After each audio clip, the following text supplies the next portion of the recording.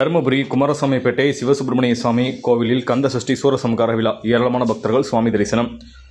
தருமபுரி குமாரசாமிப்பேட்டை சிவசுப்பிரமணிய சுவாமி கோவில் கந்த சஷ்டி சூரசம்ஹார விழா நடைபெற்றது. இதில் ஏராளமான பக்தர்கள் கலந்து கொண்டு சுவாமி தரிசனம் செய்தனர். குமாரசாமிப்பேட்டை சிவசுப்பிரமணிய சுவாமி கோவிலில் 61வது ஆண்டு கந்த சஷ்டி லட்சார்ச்சனை திருவிழா கடந்த 22ஆம் தேதி நடைபெற்றது. அதனைத் தொடர்ந்து சிறப்பு அபிஷேகங்கள், ஆராதனைகள், பூஜைகள் தொடர்ந்து நடைபெற்ற நிலையில் நேற்று யாகசாலையிலிருந்து புதுநீர் மேலத்தளத்துடன் ஊர்வலமாக கொண்டு செல்லப்பட்டு சுவாமிக்கு சிறப்பு அபிஷேகங்கள், ஆராதனைகள் நடைபெற்றது. 6 நாட்கள் தொடர்ந்து நடைபெற்ற இந்த லட்சார்ச்சனையில் ஏராளமான பக்தர்கள் கலந்து கொண்டு சிறப்பு சுவாமி தரிசனம் செய்தனர்.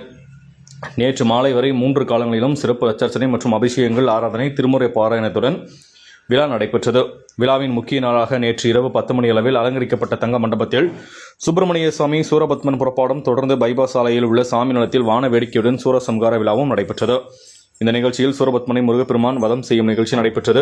தொடர்ந்து சுவாமிக்கு பல்வேறு உபகார பூஜைகளும், மகா தீபாரதனையும் நடைபெற்றது. வெற்றிவேல் முருகனுக்கு அரோகரா என்ற பக்தி கரகோஷத்துடன் ஏராளமான பக்தர்கள் கலந்து கொண்டு சுவாமி தரிசனம் செய்தனர்.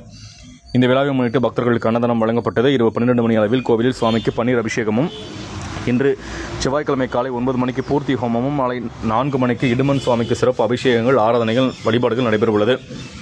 இன்று இரவு 8 மணிக்கு தெய்வானை திருக்கல்யாண உற்சவமும், பொன்மையில் வாகனத்தில் சுவாமி திருவதி விழாவும் நடைபெறவுள்ளது.